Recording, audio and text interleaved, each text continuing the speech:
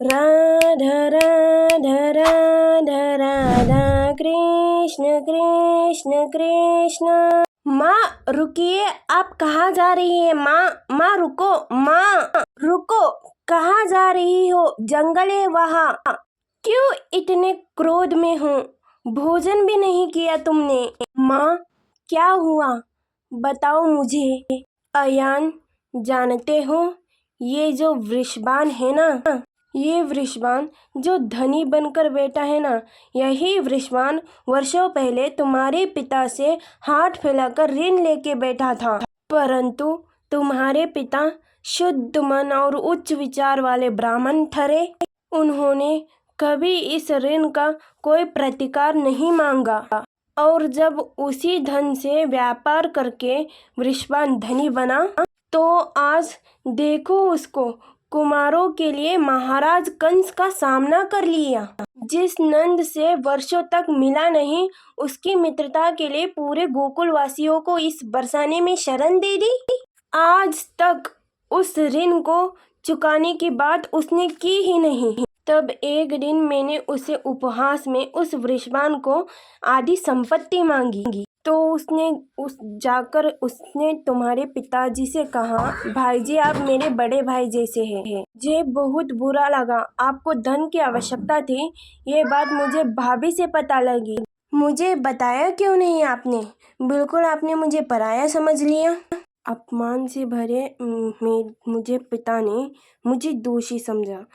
तू मेरी गोद में था, तू मेरे। जब तेरे पिता ने मुझे मेरे ही घर से बाहर निकालने का मार्ग दिखाया, इस बरसाने से मुझे इतना अपमानित करके बाहर निकाल दिया गया, मैंने उसी क्षण प्रण किया था कि उसी बरसाने में एक दिन मैं राज करूंगी। और जिस वृषभान की वजह से हम दोनों माँ बेटे को इतना दुख सहन करना पड़ा, उसे एक दिन उसी की गद्दी पर बिठाऊंगी। इसीलिए मैंने तुझे वो सारी शिक्षा दिलवाई जो एक राजा में होनी चाहिए, और सोचा था तेरे और राधा के विवाह की बात भी चलाऊंगी। पता नहीं ये कृष्ण बीच में कहाँ से आकर टपक पड़ा।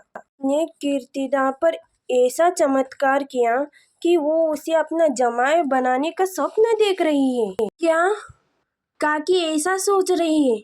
मेरे होते हुए ऐसा कुछ भी नहीं होगा। उसके दिमाग से मैंने ऐसा भूत उतारा है ना आयन, कि दोबारा इस संबंध के बारे में सोचेंगी तो उसका हृदय डर से कांप उठेगा। काकी को तो आपने डरा दिया माँ, किंतु अब उस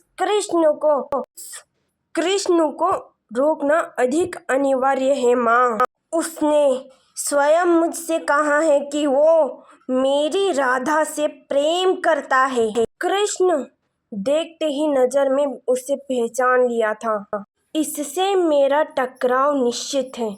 आए हुए एक दिन भी नहीं हुआ और मेरे वर्षों पुराने सपने पर संकट का बादल बनकर छाने लगा। उससे पहले वो कुछ करे, उसे और उसके सारे गोकुल वासियों को इस बरसाने का धरातल छीन कर उन्हें बाहर का मार्ग दिखाना होगा। माँ वो आ गए, सुदेवी के ससुराल वाले आ गए। बधाई हो मुखिया जी, सुदेवी के विवाह की बहुत बहुत बधाई हो आपको। और ये बरसाने के होने के वाले की शगुन है।